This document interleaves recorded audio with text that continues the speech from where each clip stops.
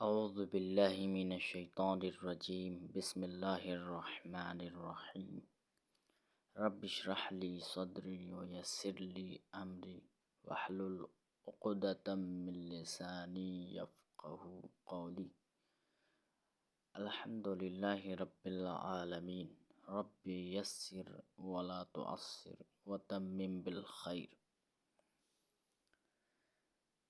عزیزان، آج سے جو آپ کے درمیان بیان کرنا ہے وہ انتہائی اہمیت کے حامل ہے، وہ ہے کلام جدید، جس کو انگلش میں ماڈرن تھیولوجی کے نام سے جانا جاتا ہے۔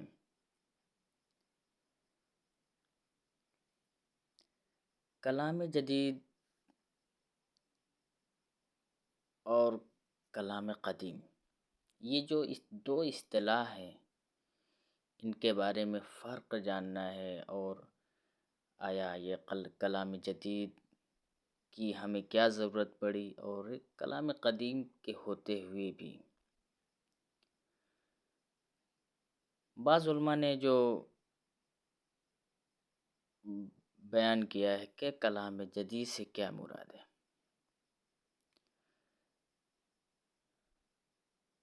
عزیزان، ایک جو تعریف کی ہے آیت اللہ شہید مطہری نے کہ اسلامی علوم کی جو ایک تعریف، اسلامی علوم کے نام سے ان کی کتاب ہے، وہ اس کتاب میں فرماتے ہیں کہ اس علم کو کہتے ہیں، کلام جدید اس علم کو کہتے ہیں جو دین عقائد کی وضاحت کرتا ہے، ان عقائد پر استدلال ذکر کرتا ہے اور ان عقائد کا دفاع کرتا ہے۔ یہ شہید مطہری کی تعریف۔ اس میں کیا ہے کہ علم کلام کا موضوع بھی، اور اس کے اندر وظیفہ علم الکلام بھی آ گیا، اور ہدف علم کلام بھی ہے، اور جو دفاع علم کلام ہے۔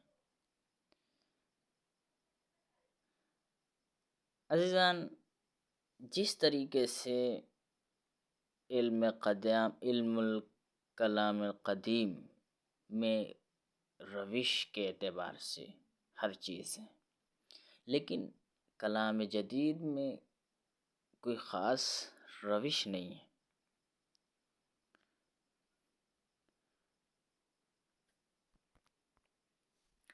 جیسے علم فلسفہ میں جو ہے ایک معین ہے کہ علم فلسفہ میں صرف عقل سے بحث کی جاتی ہے، اس کا ربط، اس کا تعلق صرف عقل سے ہے، لیکن علم کلام جدید میں اس کی نوعیت الگ الگ ہو جاتی ہے۔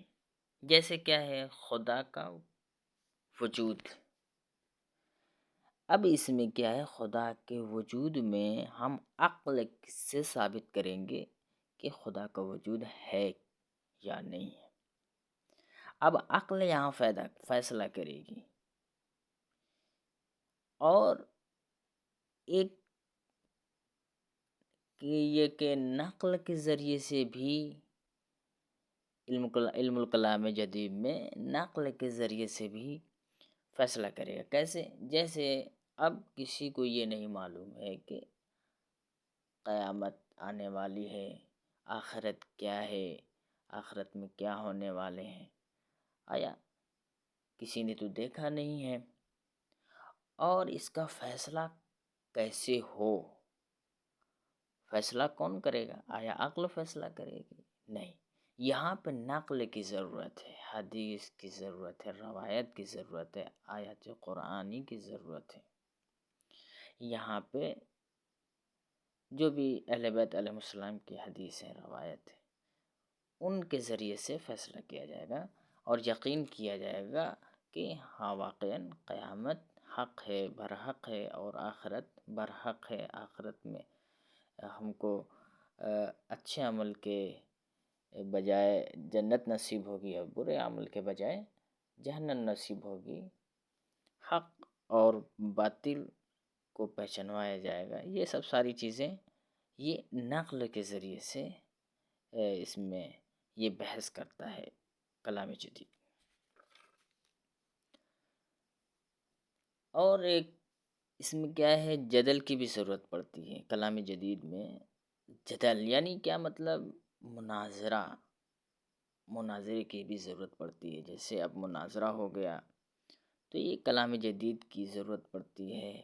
آپ اس علم کے ذریعے سے آپ کسی ملحد سے آپ مناظرہ کر سکتے ہیں.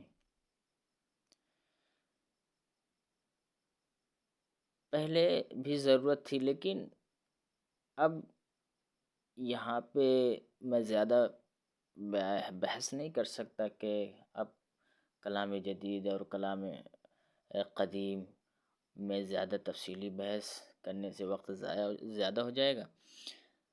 اور یہ کلام کی کس کڑی سے نکلا ہوا ہے، یعنی یہ کلام کی بنیاد کب سے ہے.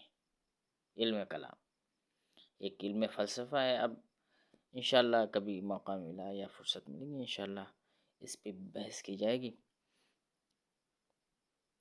ایک کلام جدید کی اصطلاح یہاں پہ سوال ہے کہ کیوں ضرورت پڑی.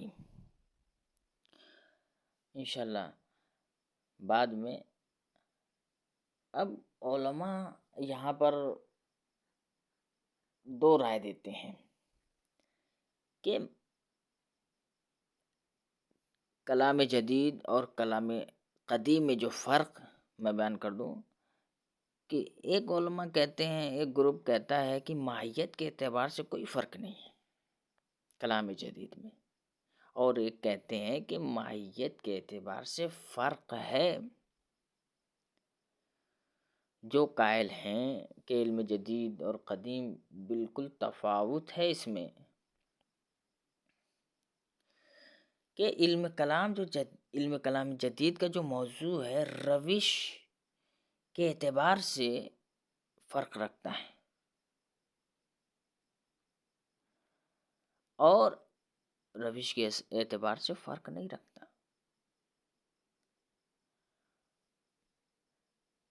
جیسے جو آج کل کے علماء ہیں وہ کہتے ہیں کہ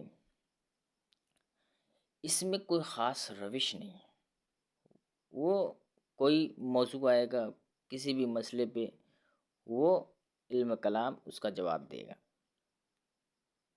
کوئی ترتیب وار علم کلام نہیں ہے. اور آج کا علم کلام جدید جو ہے تجربے سے بھی فائدہ اٹھا رہا ہے اور شہود سے بھی فائدہ اٹھا رہا ہے. پہلے کا علم کلام جو قدیم تھا وہ تجربے کے ذریعے سے فائدہ نہیں اٹھا رہا تھا اور شہود کے ذریعے سے فائدہ نہیں اٹھا رہا تھا. لیکن آج کہ یہ جو علم کلام جدید ہے یہ بہت ساری تبدیلیاں اور آج کے حالات کے اعتبار سے بہت ساری چیزیں اصطلاحات ڈال دی گئی ہیں تاکہ انسان کے جو بھی مسئلے ہیں، جو بھی ضروریات ہیں ان کو جاننے کی، دلیل کی، ثابت کرنے کی کوئی کسی چیز کی، تو وہ پوری طریقے سے اس کو اطمینان کے ذریعے سے حاصل ہو. آج انشاءاللہ بس یہیں تک. وآخر دعوانا الحمدللہ رب العالمین.